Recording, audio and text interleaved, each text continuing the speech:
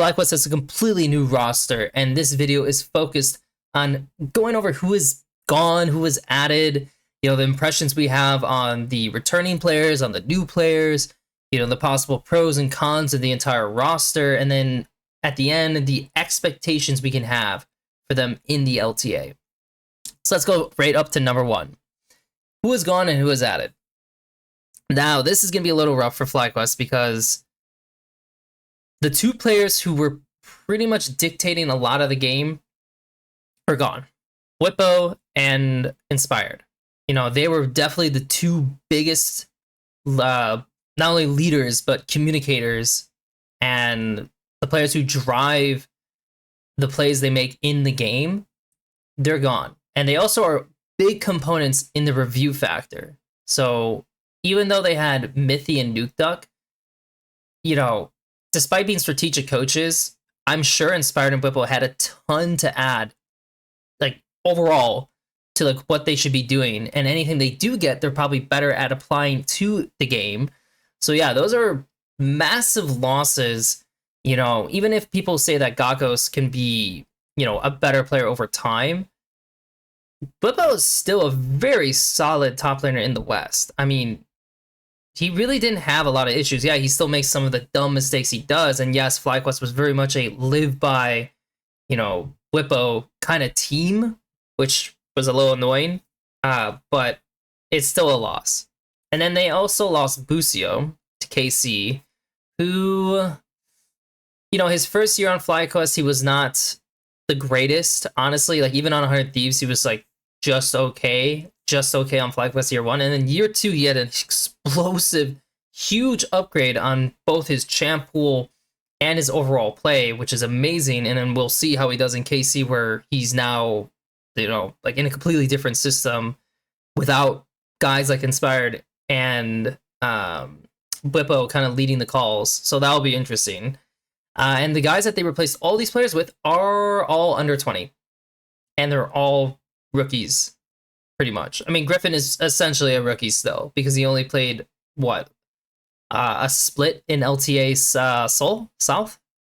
So yeah, Gakos, who they picked up halfway in the split, and has maybe 4 or 5 games with the FlyQuest roster. Griffin played with, was it Loud?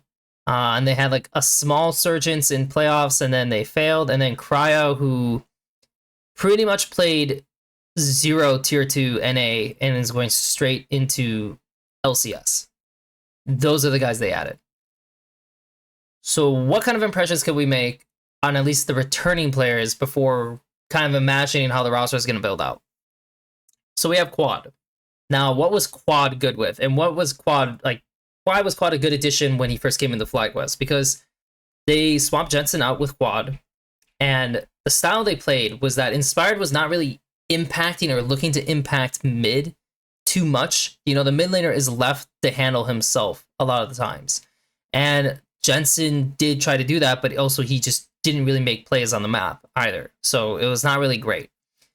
Quad did make plays on the map, and he did handle himself. And that worked out really well for them. And so, that style was pretty OP in LTA and generally against other Western teams, because Quad could just match the enemy mid. But of course, once we got towards worlds level teams, even against Caps, that's when you started seeing him kind of slip up and fail in his 1v1s. And since they weren't necessarily a strong or driving mid jungle team, that got exposed pretty quick and became a problem. So I think for most people would view Quad as a very solid LTA mid laner or LCS mid laner, right? It's Quid, Zini, APA, Dark Wings. I'm trying to think of some of the other mids that are competing, and he should just be right up there in the top 3. So that's a good part. Obviously, looking further out, against the much stronger competition, yeah, he might have issues, which it is what it is. But in terms of this roster, because it's such a young roster, it's driven with a bunch of rookies, looking to do well in LCS is a great start for the first year, and then build up in the second year towards like thinking about international. Masu. So Masu in his first year on FlyQuest, you know, I think the first split wasn't the greatest, but when he had his MSI run, he learned a lot. And from there on out, I felt like he just kind of turned it on and became a huge driving force and threat for the team to depend on. But unfortunately, because of the way they play, because it was so top focused, and even Busio like didn't always put as much focus on just their laning per se, this fell through a little bit, and he was not able to capitalize on the picks that they did play at Worlds, even though like they're maybe not most like maybe they're not the most ideal in a way. Maybe some of them were kind of off meta too, but the team didn't really play well around him being a carry by the end of Worlds, which people would say that he kind of fell off.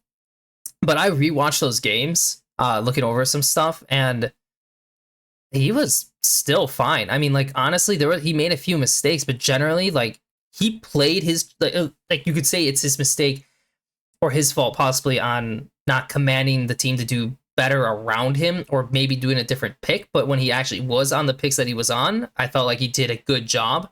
So going into this split, you know, he's gonna again be a top like level 80 carry. So both Quad and Masu will be in the top 3 most likely in their roles.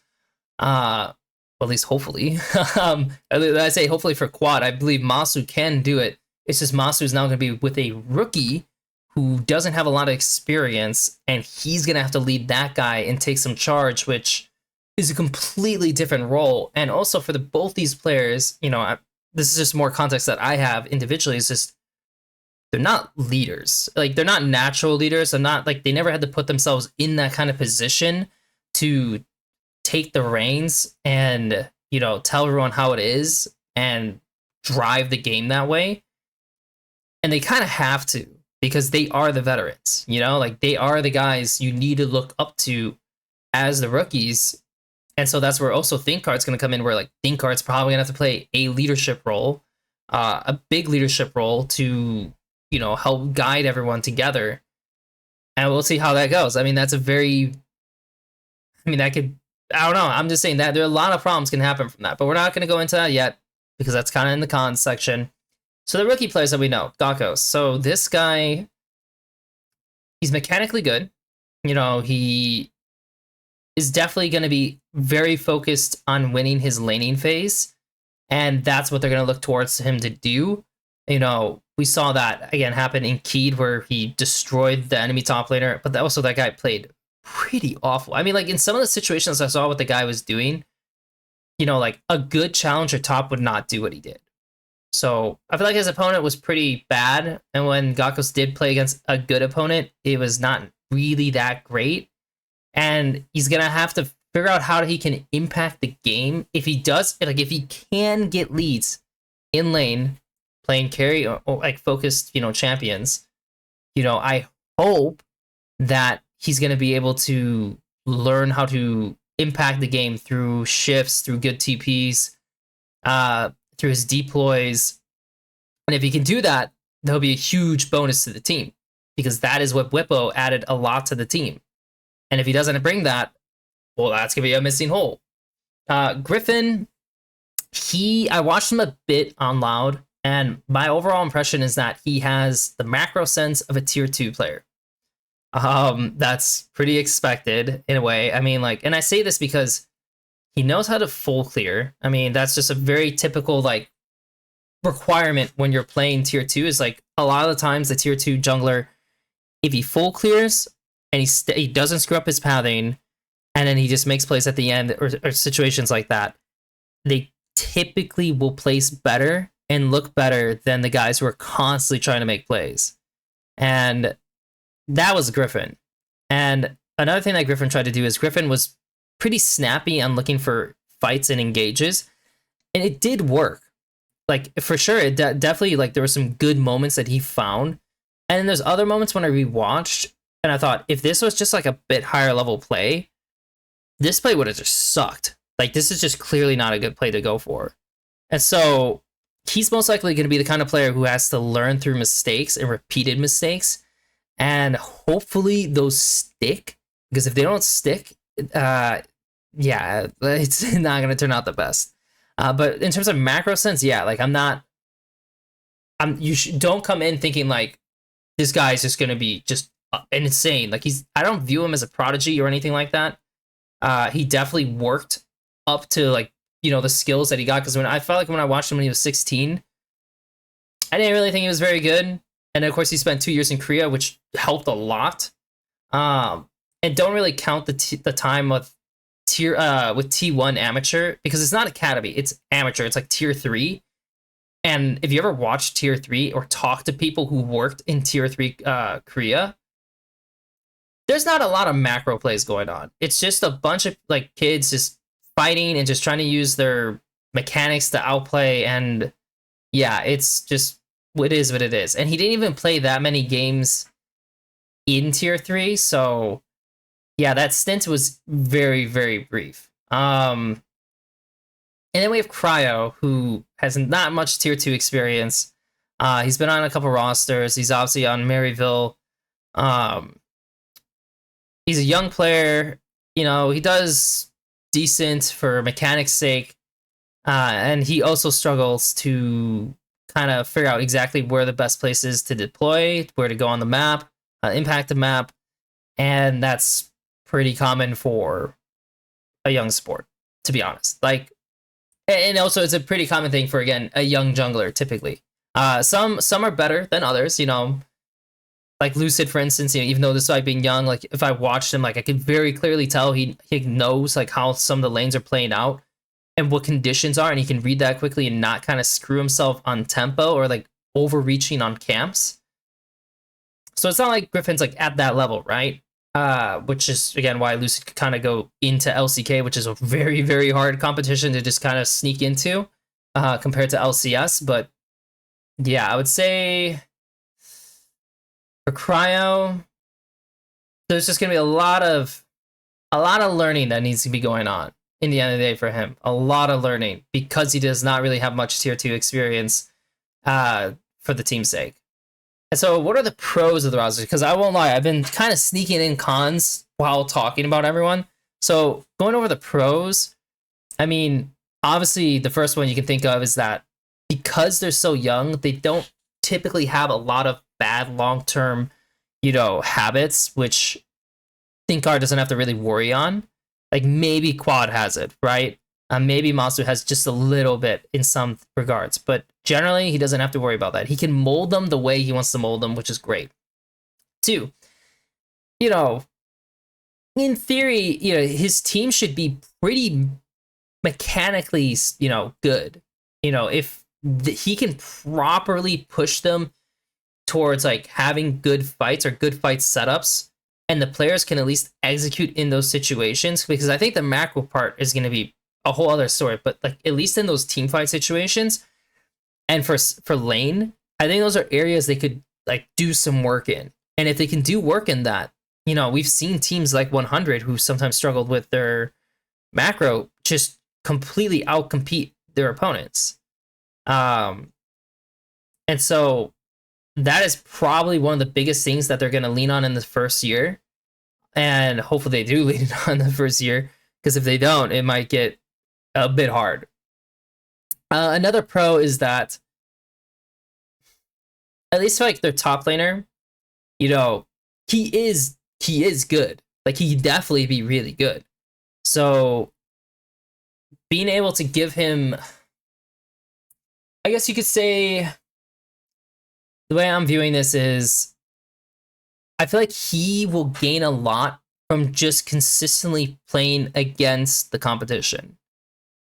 Because if you're a top laner, so much of it is focused on like your individual matchups, and it's, again, League to me is kind of like a fighting game. There's a lot of interest in how you play with the spacing, how you play with your different HP amounts. You could say pretty much like your spells are like your meters in a way. Just if you can fight well on top and handle yourself, then you're already useful.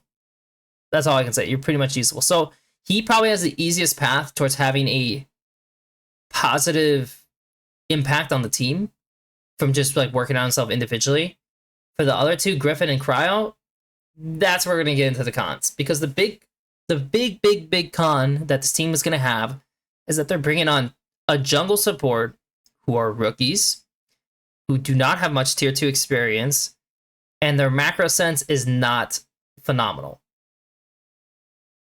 And having your jungle support, neither of them being in like that really good spot of like being able to help the other, can be pretty damaging and slow down the team's ability to actually win games, because the higher level you get, the more important jungle support becomes. Like, I don't know like if you guys pay attention to that enough, but consistently, you know, the jungle support who just perform in these worlds level games, or even just like tier 1 level games, it's just so obnoxious when they're like on doing the right like timers together, when they're splitting up correctly and actually being able to provide cover, and then also making a play on the opposite side. And when they can maneuver that way and your opponents are not, it's actually so frustrating to do anything.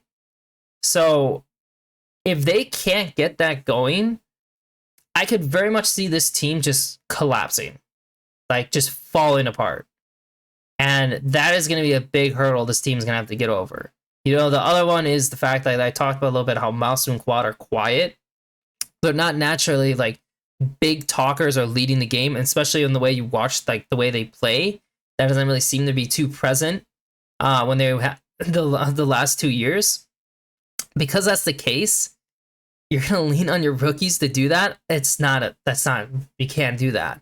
And so you're essentially assuming these two players will step up, but I don't know if that's really gonna happen. Like I'm sure they'll try, but I don't know how successful that really is gonna be when like you're so used to the last 2 years of not having to do that, and that's gonna be tough.